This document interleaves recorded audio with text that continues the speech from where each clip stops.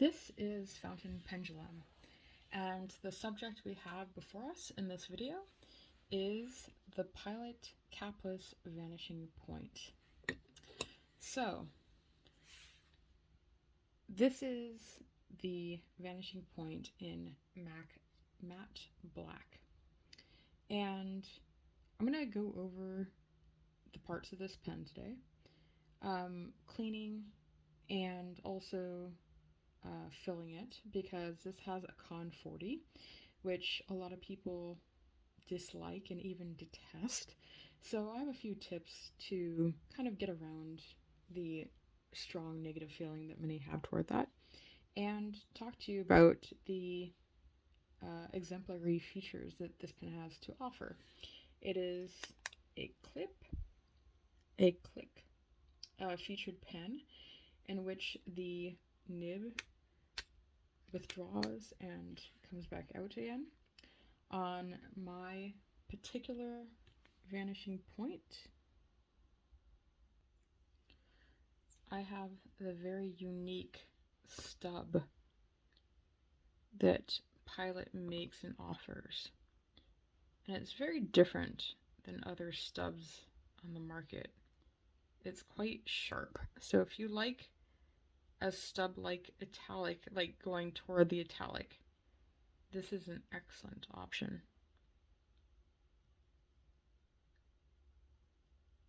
See how square that is? Just rounded enough and very smooth. There you can see a little bit more of those rounded features.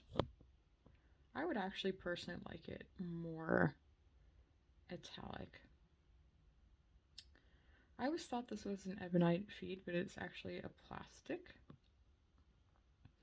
So let's take this pen apart and see what it's made of.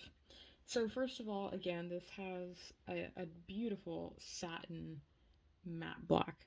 What I mean by satin is that even though it's matte, it still, as you can see, has a little bit of reflection to it. Center bands are not as matte, they're quite luminant. Okay, and then the clicking feature on the back end here. These bands is where it untwists from, which we'll see in a minute. Then working our way this way, we've got a hefty clip. It's quite sturdy, but not difficult to open and close. And then this point in which the mechanism for the nib entering and exiting is featured. And let's take a look at this because it's quite fascinating also. There's like a trap door for the nib to come in and out of. And I don't know how well that shows it, probably not very. I don't think there's enough light. But basically there's a spring-loaded metal door that opens and closes. You can kind of see it, but function as that mechanism works back and forth. So, also, quick note, there's the Pilot Capless series divided by the Vanishing Point and the Decimo. The difference being that the Vanishing Points are a bit girthier in its diameter. Okay, so if you like a slightly thicker pen at the grip section especially, that would be the Vanishing Point.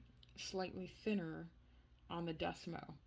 Also, the Decimo is aluminium, and my understanding is that the Vanishing Points are brass, so they have a substantial more weight than the Decimo. So again, if you like a more substantial feel in the hand, then the brass weight of or metal weight of the Vanishing Point versus the Decimo, which is lighter. So if you like a lighter pen, I find that the weight of the pen doesn't bother me, except if I'm doing a long writing session. So those are things to keep in mind.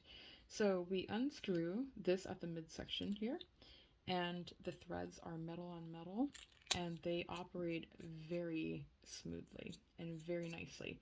And you can tighten it I think without fear, you shouldn't be over tightening, but I think there's no fear of that particularly. Okay, then inside here, there is, which you cannot see, but there is the spring mechanism. Then this is the CON-40, and this is what you want to note when you're taking in and out this is the nib unit. So this is the nib unit alone, which you can buy and replace separately. Fabulous. Then the CON-40. Okay, so the CON-40 inserts in, and then what you want to note for when you're taking your nib unit in and out is that here there is that cutout, okay? And then on your nib unit there is this raised bit. So on that cutout notch, you will be sure that this raised bit inserts and aligns with that notch. Okay, that's how it engages. If you put it anywhere else, it will not insert and engage properly. So that's all you need to know about that. Now, going back to this again, let's just upfront say that when you receive this pen, you can use the CON-40, which is included, or you can use the cartridges. You have that option. So be open-minded for those of you who do not care for this CON-40. More information on that when we get to the filling and cleaning portion of this video. Now that we have this nib out, it's too dark, but it looks like it's a 2-slit feed. And again, plastic. Let's take a look at the nib because there's more nib to see now that I have removed it.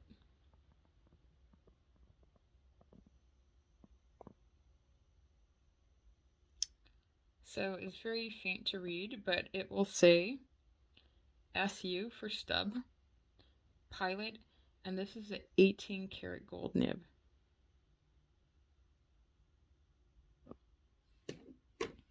So we'll reassemble this, put it back together. Here's one thing to note. Okay, this has happened to me many times. I'm going to insert it again, and I'm feeling the spring engagement in the nibs popping out. See that? All that means is that this got clicked, and you're going to be fighting with it. If you tried doing this and twisting, and it might shoot off and the nib go flying and things. So let's just make our life simple, okay? The minute you put this on and you feel the resistance of the spring, just click it. Okay. Now that resistance is gone. Problem solved. No ejecting and flinging nibs and breaking them all over the place. Okay, we're back in one piece. Perfect. There it is. It's, I think, aesthetically very charming, very sophisticated, very slick and sleek. So I am a fan of this pen, especially in matte black. There are some other color combination offerings that I'm fond of. I really like the blue with gold trim. I really wish that they offered matte metalled finishes on the other models, because that shiny gold and silver or rhodium coloring just doesn't do it for me. So I went with the MAC Black. I like it a lot. I think if you want a fountain pen that does not look so classically styled or ancient as a modern person would identify it, this is a really good option because it really looks like a modern, sophisticated pen. And the nib is so small. This is the largest nib offering, the stub. So this is larger than the broad, medium, fine, extra fine. If you get an extra fine in this, it's going to look like a regular pen, which could be a good or bad thing depending on your opinion. But I think that there is definitely a benefit in that. It does not look like a old style traditional fountain pen. It looks a lot like a cool modern version of a pen. Even this design exceeds a lot of regular ballpoint pens in the sense that It's kind of like backwards and upside down to everything we're used to. So when you're storing this pen, this is where your uh, clip is. This is the upright side. So if you're going to be putting this in a case, or if you have a holder for it, this would be the bottom, this would be the top, and that's how you store it, because that's the way the clip is, and you don't want, you know, ink linkage. It's just a trap door. So if you were to have an issue of leaking, I'm not saying that that is an issue with these models. I'm just saying if it were to happen, it would come out, because this is not a completely sealed off chamber. There's a trap door, but in the end, if ink was to expel, it would expel and come through that trap door. The only markings on this pen are right here after the double band, and it reads Pilot Japan. It's kind of a matte satin raised print, which is pretty cool. So that's that. All right, segment 2. Let's ink this up.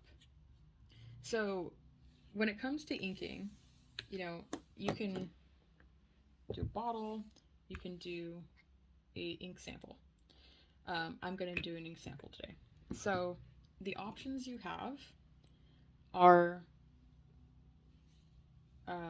multiple. I'm going to go over them. But what you are not going to be doing is filling it through the pen. It's impossible. You're not going to do it. So it's a must that you disassemble. Let me show you something on the nib. That is the breather hole. Or, excuse me, not the breather hole, but the kind of where it is going to draw up ink. Sorry, that's the breather hole. So that is where it's quite deep, that it needs to be submerged to be able to properly get a full fill. So, in other words, if this is your ink vial, this air hole needs to go beneath the surface of the ink at all times, not just the beginning, at all times. So that is option number 1. I'm going to do it just to show you, but I absolutely despise filling in this manner. So I'll do it just for demonstrational purposes, but this is not the way that I would be doing it. It's unnecessary and messy. So I'm going to put it in all the way. I'm going to operate my piston. I'm going to expel the ink. And I'm going to operate the piston again to get the most full fill. And this is one of the reasons people do not care for CON-40s, because you're not going to get a full fill. There's always going to be an air gap. This is maybe unadvisable to pull it out to show you, but let's just do it. Let's live on the dangerous side. Okay, so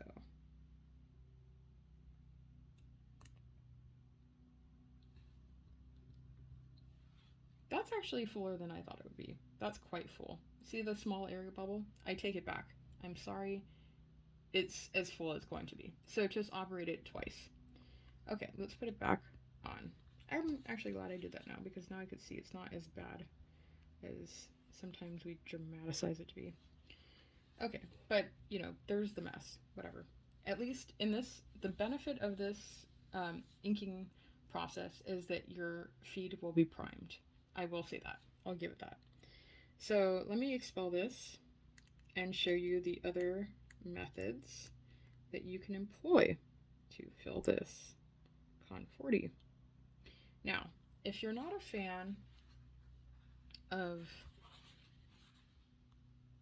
dipping your nib, which I am not, I don't like getting ink in all these crevices and all over the place. Don't like it. So I am going to be in the party of people who use syringes.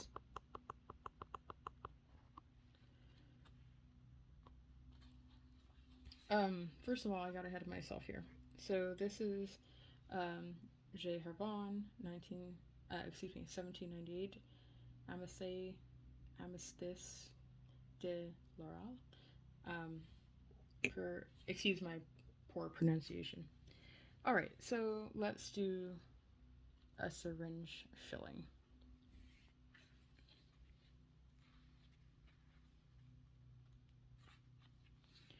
So here's the challenge that most have with this process. First of all, let's put the piston all the way down. So the issue is bypassing that metal piece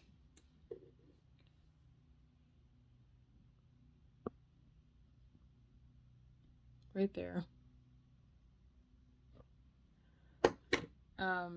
that has those little openings. That's a better way to see it right there. So, first of all, there are syringe needles that are small enough to bypass. So here's one I got on Amazon, and see, it goes through. Okay, so filling in this manner is going to be no problem. You fill the syringe, you expel it right into that chamber, all the way up to here, and you're done. But many of the syringes are a size larger, and they do not bypass that metal piece there.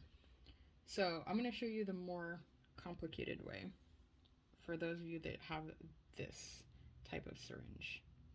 So I've gotten some ink out from this, and this is what we're going to do. You're going to line up the syringe right to where the opening is. So don't abut it to where that metal piece is, but the opening. And then nice and slow and steady, we're just going to let it drip in until it's all the way full. And then we stop. That wasn't so difficult. Now, I'll show you another way too. Let me just expel this again. Okay, here's another method for people that have challenges with that for whatever reasons.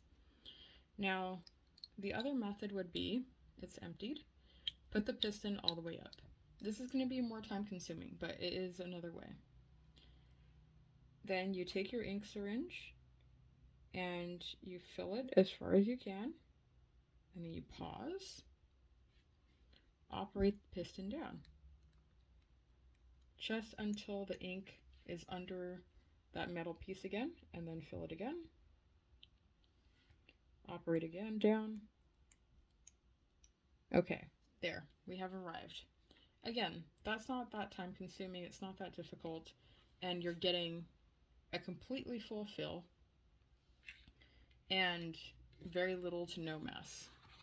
Just wipe this down, and the reason you don't want to exceed where that metal piece is when you insert this back into the nib and feed unit, this is going to be pushed into where that where that feed extends.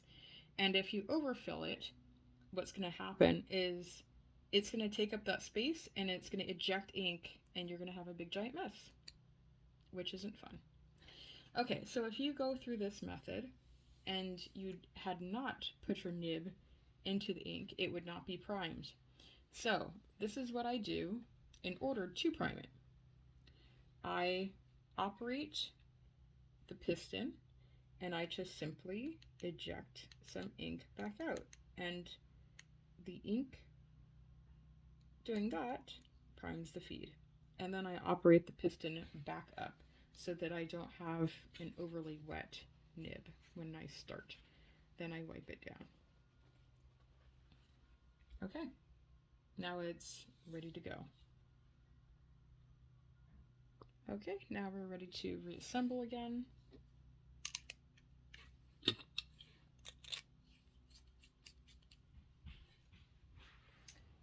And now we can get to the ink sample. The writing sample, excuse me.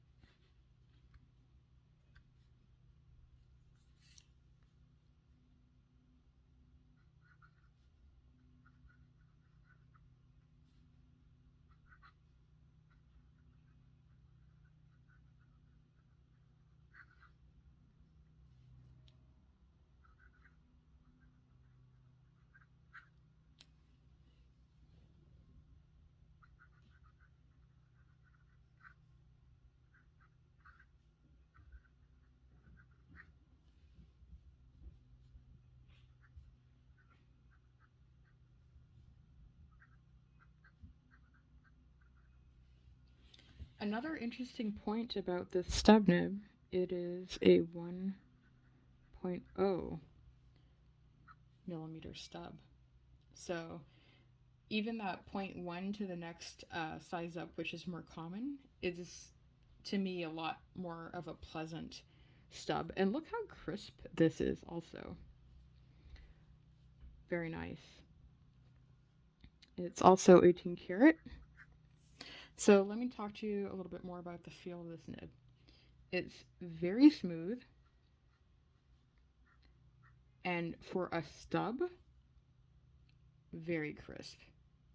If you are looking for a manufactured nib that is on the crisper side, the Pilot stubs are 1.0, so a little bit more narrow, and they are crisp, at least the Vanishing Point is. So I'm a huge fan of that. And then again about the nib. It is bouncy. It's not a flex pen. It just has some spring and some bounce. So it gives you a very pleasant writing experience. Quite wet. I have had this nib tuned, and I had some difficulty with the nib, which is shocking coming from Pilot. But nothing horrible, just I had issues with like a squeaking noise and some skipping. And I'm viced in using stub in italics and flax, so it's not like I don't know how to write with a stub or italic nib. I do, but I did have some issues. Maybe it was over smooth. I don't really know what the issue was, but I did end up exchanging the nib for a different one. That was done through a Pilot vendor, I guess you call them. And then I got another one, and it was not tuned to my specifications. So I did have Matthew Chen tune this for me, and now I'm very pleased with the wetness, and I'm very pleased with how the writing experience is going. It's just, I think originally it would have been fine. I'm just a little bit more persnickety, perhaps, about my preferences. Ink.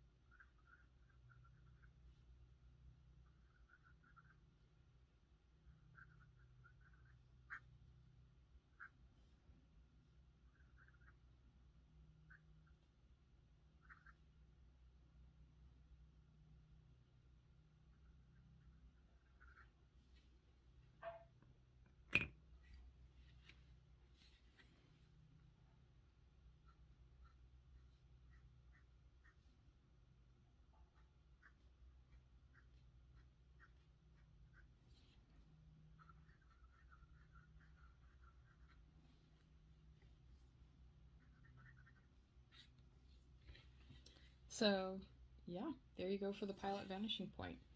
A couple of things I would like to share about this pen also. These nib units are replaceable, as I already mentioned. They all come in an 18 karat gold, excuse me, and the Pilot Decimo nibs are the same, and that might be helpful to know. They come in extra fine, fine, medium, broad, and SU for stub. And they come in black, the silver, or gold also. But not all these sizes come in all those options. For example, I have not seen a stub in gold. That doesn't mean they don't exist, I just have not seen them. So you can find them in those colors as well. So the silver, gold, and the one with the black coating. I've heard on a blog or a forum, I think it was on Reddit, someone mentioning that they had a fine or extra fine in the black nib, and there was some challenge with ink flow because of the black coating. If you have one of those nibs and if you've experienced that or not, would you let us know in the comments below? Because I'm very curious about having more input about that. So back to these nib units. Just like the Lamy Safari is an excellent choice and kind of infamous for the ease of switching out nibs and the accessibility because of the price point of those pens and so on, that is what the Pilot Vanishing Point is for the arena of gold nibs. And I think that is fabulous in the sense of this. It's not a very expensive pen for a gold nib. I'd consider this an entry-level gold nib candidate for sure. Then I can go and I can buy more of these nib units while just having one pen body, and the price is at least 50% less. So for $100 or less, I can get another nib unit. That means that if I want to, I can get this nib unit in an extra fine, a medium, a broad, and a stub. And I can have all those writing experiences in one pen.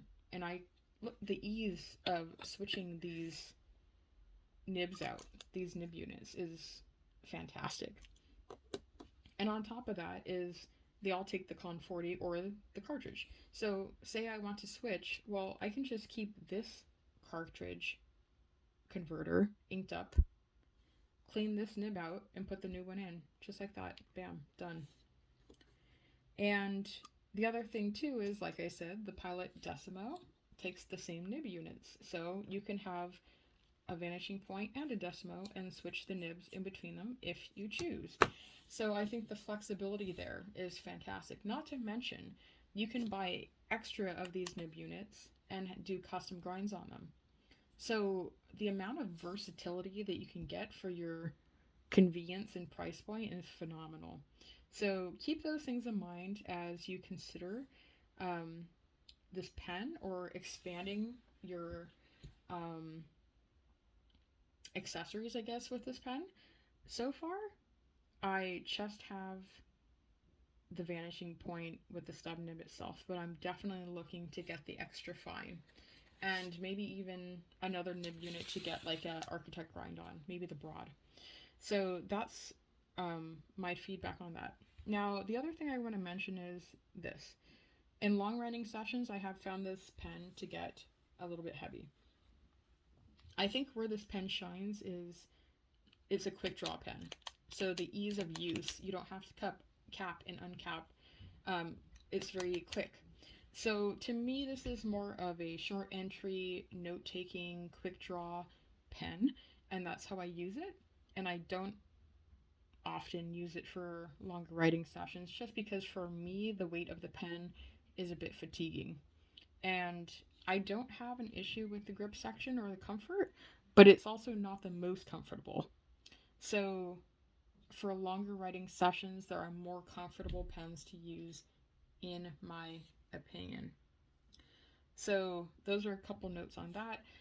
Some people find that this clip is a hindrance to how they hold the pen when writing. I have not found it to be so. It's very thin. To me, I always grip my pen this way anyway. The time where I would think that people would find it challenging is if you have this kind of grip, maybe. Then at that point, it might get kind of um, intruding on what your normal grip is, but it's very thin on the diameter, and it's not proud either. So, minimally intrusive for having a clip. I think that's just the package that you get with the style. That's the nuance of this pen. So, if you don't like it and it's not for you, then it's not for you. But those are the things to consider when you are, thinking about getting this style of the Capless by Pilot. So, yeah, that's the rundown on this pen for me. Okay, for the last segment of this video, we're going to go over cleaning this nib and feed out, especially with the CON-40, just, again, wanting to chime in on those concerns or needs. So, when it comes to cleaning, I usually do this at the sink, but for the demonstration purposes today, I'll just do it in this cup, and I'll disassemble the CON-40 to the nib unit. So the first thing I would do is rinse this under just warm water or neutral temperatured water. It shouldn't be hot or cold. So that's my recommendations, and that'll take away a lot of the ink already. So since we have no running water, I'll just swish it, and then literally I'll just let it soak, and that'll soften up all the ink and start diluting things well. Then we have the CON-40. Likewise, give it a dunk. Now, what more traditionally done is you're going to operate this piston over and over and over again until it is with water running clean. And that takes up a lot of time. And there's little crevices in this CON-40, like right here, where the ink likes to hang up and dry out and hang out. So instead, I'm going to show you how to do this really quick and easy with this bulb syringe. I like these smaller ones compared to the larger because to me this holds a sufficient amount of water and it doesn't take up much storage space. So I have this full of water already. We're just going to put it right in here and blast it. There we go. Perfect. And then I'll expel it. But that got water running through nicely. Next, I'll take a syringe. This is a TWSBI pipe with the TWSBI spring-loaded converter. I'll get that going in here too. Back and forth.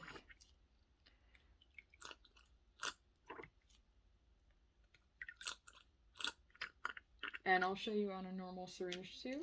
This is just a hand-operated one. So of course, because I'm, using this kind of now purple water, I'm only going to get it so clean. But what I want to show you is the method. And when I drop this water, right there where the ink is hanging up, right here, just by having that flow through there, that water movement, and you can do this a lot faster and more aggressively at the sink, but that's really going to clean out everything quite nicely. Then you can kind of expel some. Use those little balls in there to your advantage. Shake this up really well.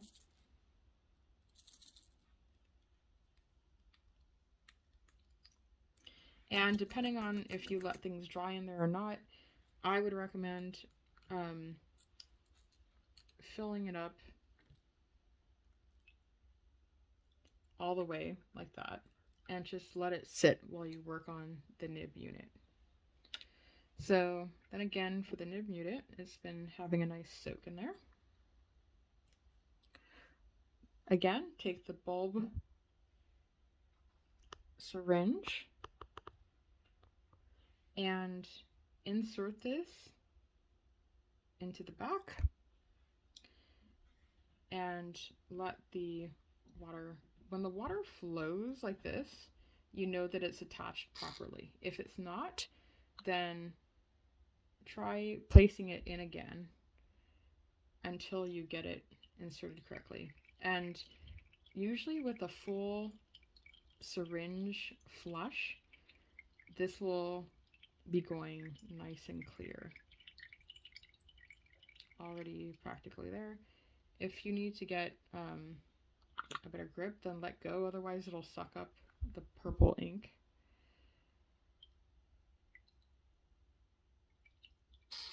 There we go. And here's a quick tip too. That's well flushed. I like to use a toothbrush and just give, this is a soft bristle toothbrush. Use one different than the one you usually use, so there's no accidentals. Now here's another thing. Once you've dried the nib off a bit and you want to re-ink perhaps as soon as possible, the problem is there's going to be some water. So what you want to do is wrap this with the paper towel to wick away the extra water while you finish cleaning the converter. When you're done that, empty this all the way, okay?